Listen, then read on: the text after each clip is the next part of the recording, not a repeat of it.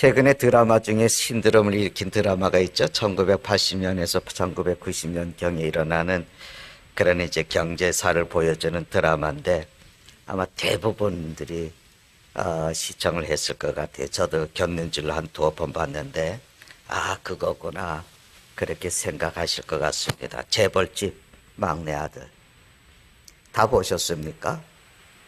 성경 다음으로 많이 보는 것 같아요. 이게 이제 다 끝났습니다만은 드라마이기 때문에 실제보다는 좀 부풀려진 그런 이제 그 모습들도 있었지만 실제로 재벌가에서 경영권 다툼을 하다가 가족들이 칼부림을 하고 또 이제 고용 승계를 위해서 탈법과 불법 이런 것들이 오늘도 현재 진행형의 이야기로 우리가 이제 그 느낄 수가 있어요. 근데 그 잊혀지지 않는 대사가 제가 있습니다. 딱 두 편 정도 본 것 같은데 그때 본 대편인데 그 주인공 진도준이 백화점 사장인 자기의 고모에게 하는 말이었습니다.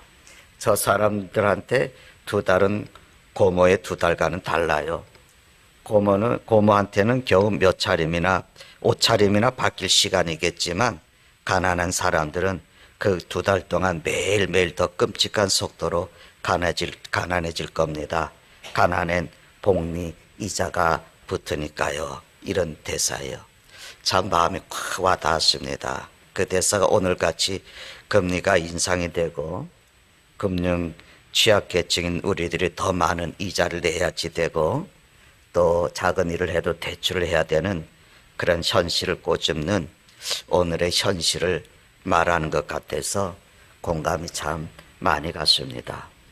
재벌가의 승계의 구도를 두고 벌어지는 이야기는 많이 보여지는 그런 이야기지만 그 안에서 펼쳐지는 경제 또 그 안에서 또 나름대로의 강한 자 약한 자의 그 삶의 모습 핍박하는 삶 갈등 이런 인간적인 모습이 보이지 않는 그런 폭로들이 주는 아주 그 카타르시스가 컸던 것 같습니다.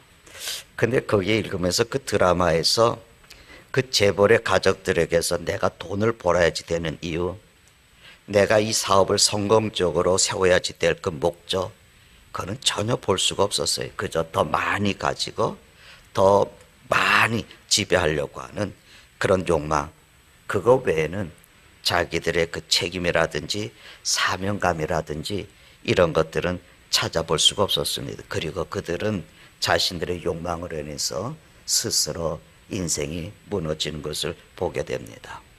이번에 여러분 카타르 월드컵에서 우리나라 선수 가운데 전 세계적으로 스타가 된 사람이 있습니다.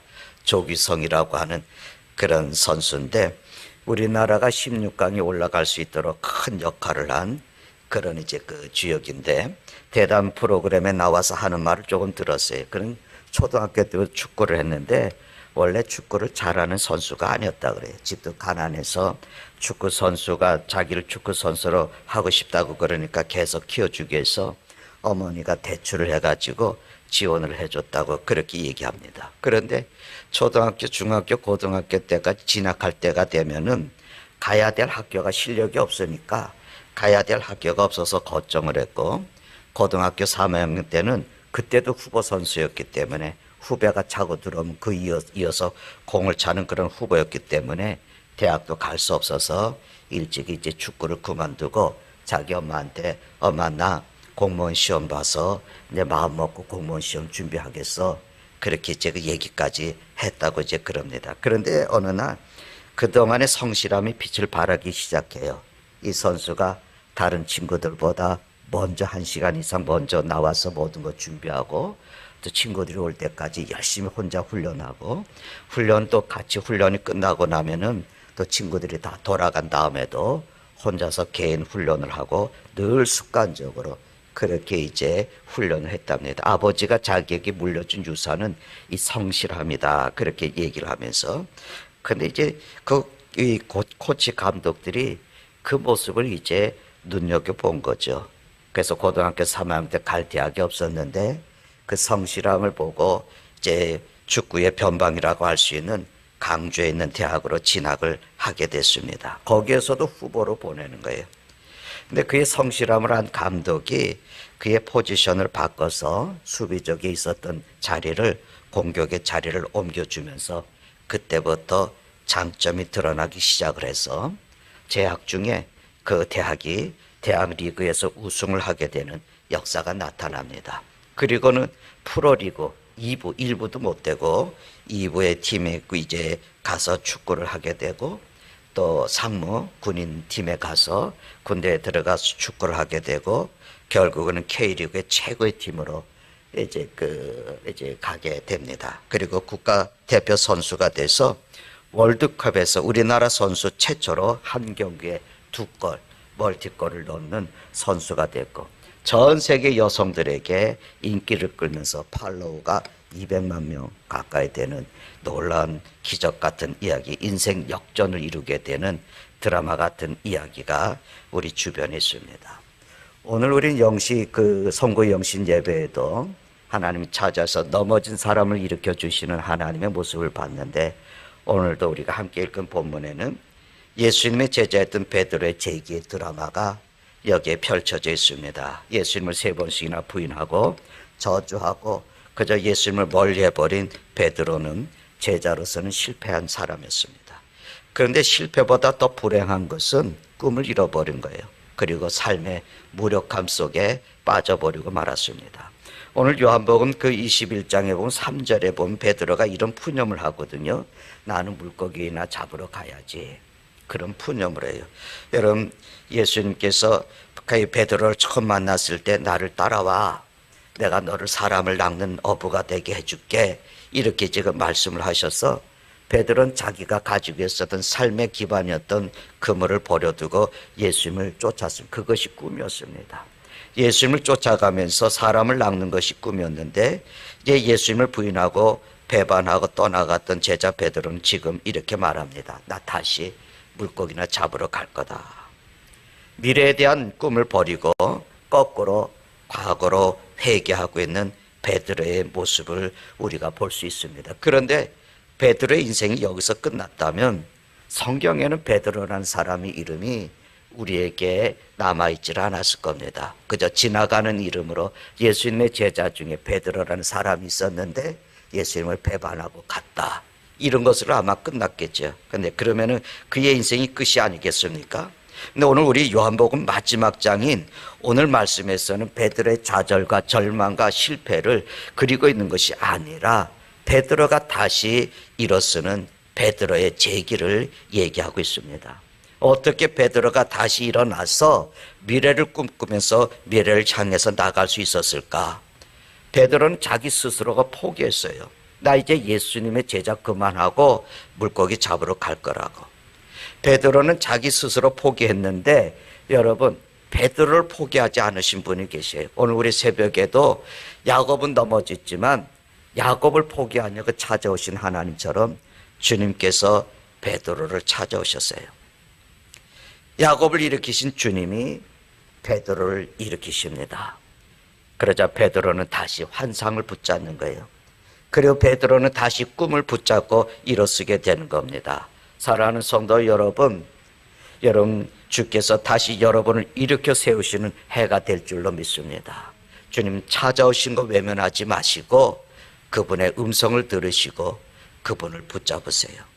오늘 여러분 가운데 지난간 한 해에 내 꿈을 잃어버리고 내 삶의 목적을 포기하고 싶었다면은 오늘 베드로의 사건을 통해서 우리가 배워야지 됩니다. 어떻게 다시 한번 내 미래의 꿈을 붙잡고 회복해서 다시 일어설 수 있을까? 첫째 우리가 해야 할 일이 있어요. 주님의 사랑을 확인하십시오. 주님이 나를 사랑한다고 하는 확인하세요. 여러분 실패한 사람에게 있어서 재기 의욕을 빼앗는 가장 무서운 것이 있다면 그건 뭐냐면 우리 주변에서 나를 냉소적으로 본다는 시선 때문에 그렇습니다. 혹은 무관심이거든요. 사람들이 나에 대해서 무관심한 거거든. 사람들이 더 이상은 나에 대해서 관심을 갖지 않는다. 더러는 관심을 갖겠지만 그 관심은 오히려 조롱과 냉소의 시선일 때 우리는 일어날 수 있는 재기의 그 의욕을 잃어버리게 맙니다. 그렇지만 내가 아무리 실패했어도 내가 아무리 넘어져 있어도 좌절했어도 내 곁에서 나를 붙잡아주고 따뜻한 사랑의 시선이 있으면 그 사람은 얼마든지 다시 일어설 수가 있습니다. 조기성 선수도 마찬가지. 이 사람은 축구 선수를 그만두고 싶었어요. 다시 할 용기가 없었어요. 그런데 다행히도 그 곁에 몇몇의 코치들이 그가 다시 일어설 수 있는 용기와 기회를 만들어 줬습니다. 그를 여전히 믿어줬고 그에게 희망을 줬고 격려할 수 있었던 코치들의 관심과 사랑, 그것이 아니었다면은 그는 축구 선수로 다시 일어설 수 없었고 영광스러운 그 자리에 설 수도 없었을 겁니다.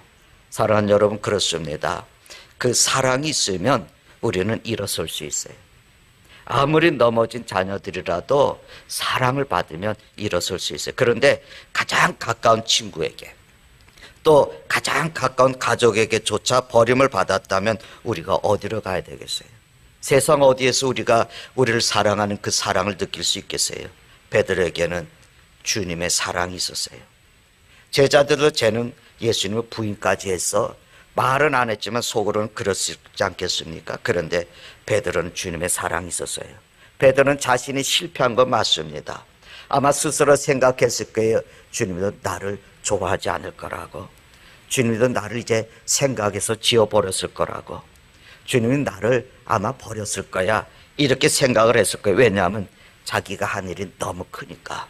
자기의 죄책감이 너무나 컸기 때문에 주님은 더 이상 나 같은 사람 상대하지 않겠지.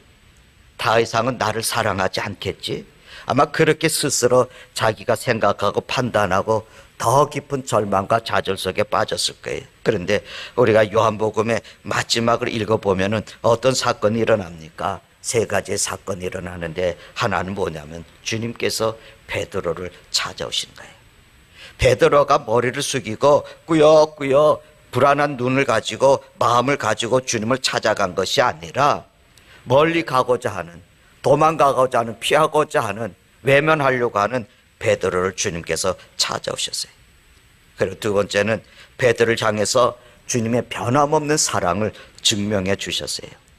배반한 제자를 야단치지 않고 그저 밤새 고개 잡느라고 돌아가서 다시 과거로 돌아간 베드로에게 주님이 오셔서 베드로에게 배고프지? 줘봐 먹어라. 그렇게 행동하셨어요.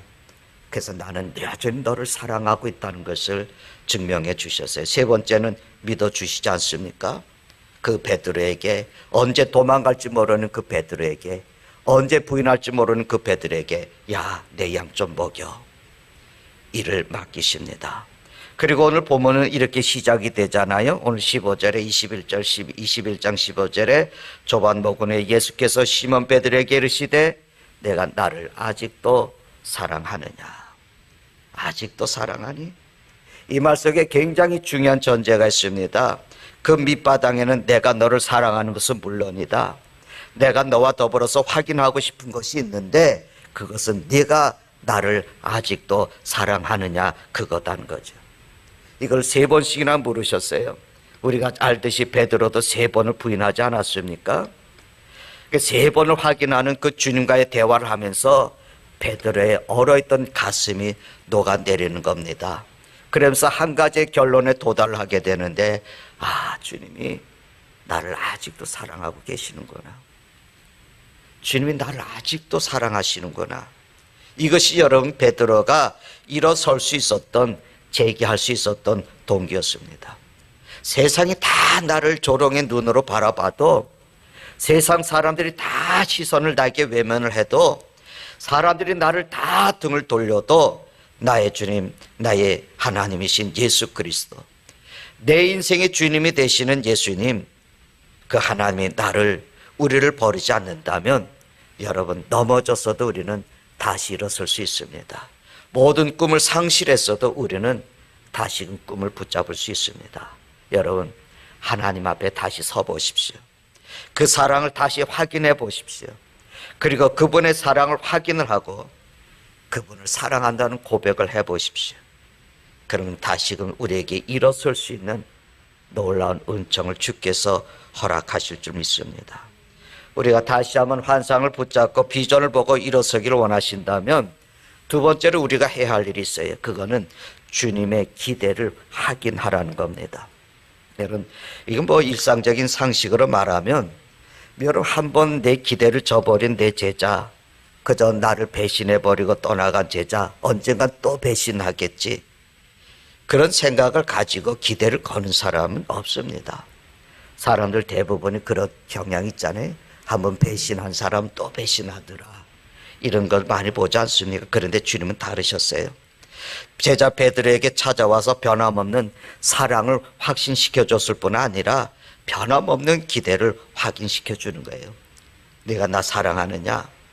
3번씩 물으신 주님께서는 새로운 과제를 부여하지 않습니까? 뭘 얘기하십니까? 내 양을 먹이라고. 여러분, 내 양을 먹이라고. 당신의 양을 맡기는 거예요. 가장 소중한 당신의 양들을 맡기면서 내가 이 양들을 골지게 하라고, 잘 보살피라고, 그렇게 목자의 사명을 주고 있는 거 아니겠습니까? 얼마나 힘들었겠어요. 우리가 자녀를 낳아서 키우는데 자녀를 낳는 것 가지고 힘들다 뭐 그러는 분들은 많이 없는 것 같아요. 너무 힘들었고 아파서 죽을 뻔했다고 얘기는 하지만, 근데 다 그 자녀를 낳게 돼 있잖아요. 그런데 자녀를 키우는 게 얼마나 힘들어요. 육체의 질고가 아니라 마음의 아픔이 얼마나 커요. 해야 할 일이 얼마나 많아요. 그 자녀를 양육하고 돌보는 게 힘들어요. 주님은 베드로에게 너 그 일 좀 해라.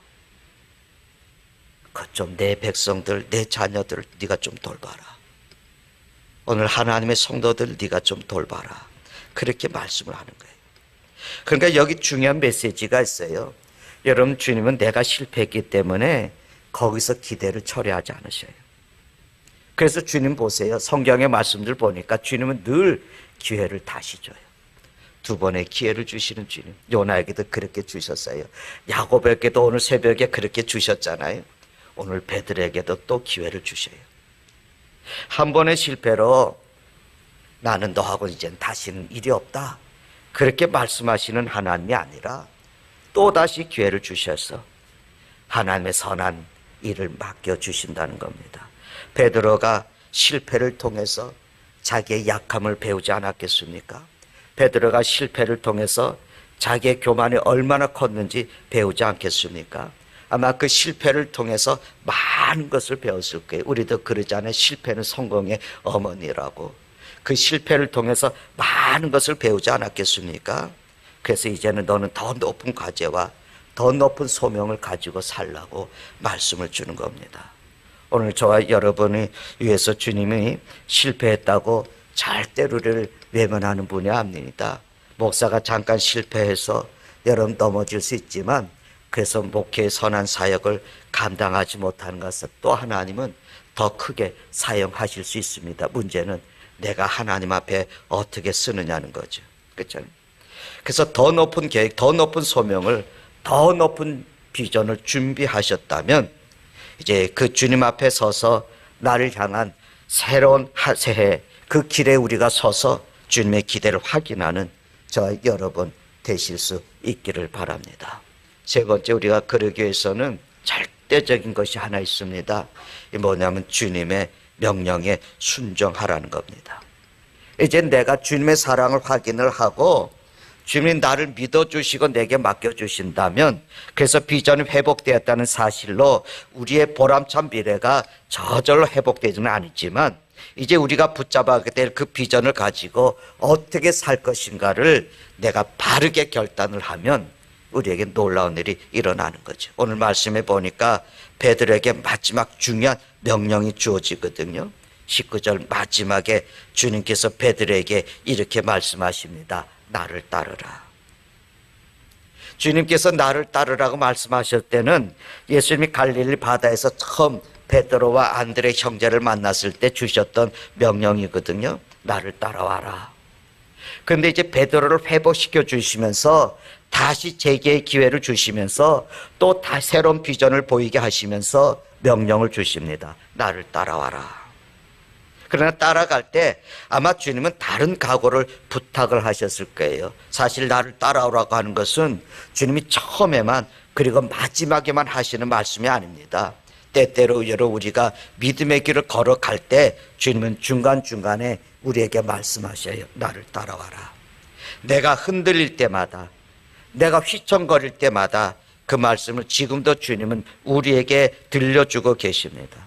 베드로가 타락 직전에, 실패 직전에 주님은 단단하고 각오를 가지고 너 기도하면서 나를 따라오라고, 네가 기도하지 않으면 너 사단에게 넘어진다고. 근데 그때 베드로가 어떤 반응을 보인지 기억하십니까? 주님, 염려 붙들어 내세요. 저는 주님을 위해서는요, 옥에도 가고요, 주님을 위해서는 저는 죽을 준비도 되어 있어요. 아주 자신만만하게 당당하게 대답을 했습니다. 근데 그 자신만만했던 베드로는 잠시 후에 넘어졌습니다. 철없던 베드로 아니겠어요?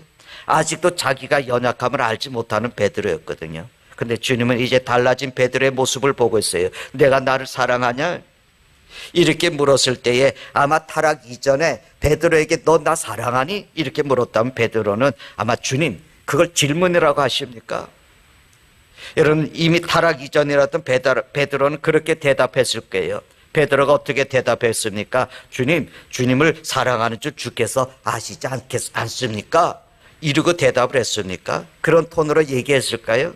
제가 주님을 사랑하는지 주님 아시잖아요. 주님이 너 나 사랑하니? 물었을 때 아니 주님 사랑하는 거 아시지 않습니까? 아니라 부끄럽고 초라한 모습으로 주님을 사랑하는지 주님 아시잖아요.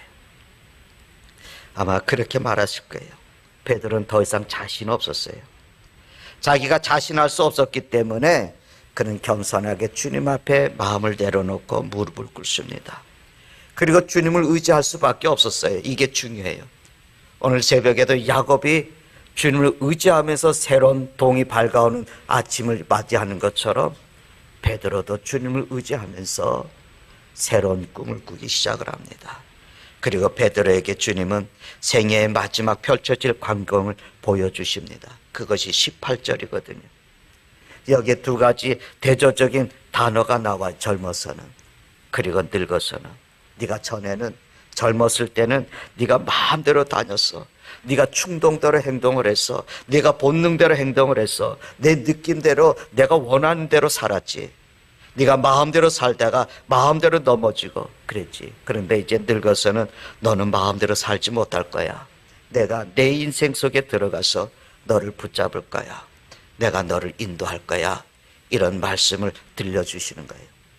주님이 그를 인도해 가십니다. 그래서 내 인생의 마지막이 승리가 되도록, 내 인생의 마지막이 영광스러움이 되도록 내가 너를 간섭을 할 거야 말씀합니다. 19절 말씀에 보니까 이 말씀을 하시면 베드로가 어떠한 죽음으로 하나님께 영광을 돌릴 것을 아시고, 베드로 마지막 인생은 영광스러운 삶이 되게 하기 위해서, 그 마지막에 승리가 되게 하기 위해서, 처음도 중요하고 과정도 중요하지만 여러분, 우리의 마지막, 내 인생이 끝나는 순간 그 마지막 결산이 그 영광이 되고 그 마지막 결산이 승리의 삶이 되기 위해서 주님은 내가 내 인생을 강건적으로 간섭할 거야. 그러니 나에게 순종을 결단하고 나를 따라와. 이 말씀이 주님의 말씀입니다. 너 각오하고 나를 따라올 수 있어? 그렇습니다. 우리가 이 비전을 이루기 위해서는 새로운 각오, 어떤 대가를 지불했어도 기꺼이 겸손히 주님의 능력과 주님의 사랑을 확인을 하면서 따라가겠다고 하는 이 각오와 결단이 필요한 시점입니다. 이 나라도 우리의 많은 딜레마에 빠져 있습니다. 경제적으로 지금 힘들다고 어렵다고 아주 뒤숭숭한 좋지 않은 소문들이 여기저기 일어나고 있습니다. 교회들도 여러분 여러 가지 힘든 일들로 인해서 어려움을 당하고 있고, 우리의 가정도 그렇게 쉽지는 않습니다. 다 우리의 무능력이고 교회의 부족함 때문이고 우리의 연약함 때문에 그렇게 왔지만, 오늘도 하나님께서 우리 가운데 다시 한번 그런 베드로에게 주셨던 모습들을 우리에게 주실 터인데, 우리가 그 베드로와 같은 믿음의 고백으로 주님을 바라보면 우리는 다시 일어설 수 있어요. 베드로는 달라졌거든요. 그리고 하나님 그를 다시 쓰셨어요. 놀랍게 쓰셨습니다. 오순절에 놀라운 성령의 놀라운 능력을 그에게 부어주셨고 폭발적인 역사를 그를 통해서 이루시면서 하나님의 나라의 부흥의 역사에 아주 중심에 우뚝 서는 주역으로 그를 사용을 하셨습니다. 이제는 피상적인 자신감을 가지고 베드로가 일하는 것이 아니라 자기의 연약함을 알기 때문에 엎드려서 주님의 능력을 의지하고 그 힘을 의지해서 하나님의 도우심을 의지해서 그는 세상을 변화시키는 하나님의 사람으로 살아갈 수 있었습니다. 성경에 재미나는 것은 여러분, 이스라엘 백성들이 광야 생활을 하다가 시내산 그 산정에 왔을 때에 하나님께서 이스라엘 백성들을 보고 이렇게 말씀을 하셨어요. 출애굽기 14장 4절에 보면은 이런 말씀합니다. 내가 애굽 사람에게 어떻게 행하였음가? 내가 어떻게 독수리 날개로 너희를 업어 내게로 인도하였음을 너희가 보았다. 주님이 이런 말씀하는 거예요. 내가 독수리 날개로 너희를 업어서 여기까지 왔다. 로버트 슐러라고 하는 유명한 목사님이 계신데 그분의 얘기 가운데 이 독수리의 얘기가 있어요. 아빠 독수리가 애기 독수리를 불렀어요. 절벽에 가까이 오라 그러는 다가섰더니 그냥 절벽에서 그 아기 독수리를 떨어뜨리는 겁니다.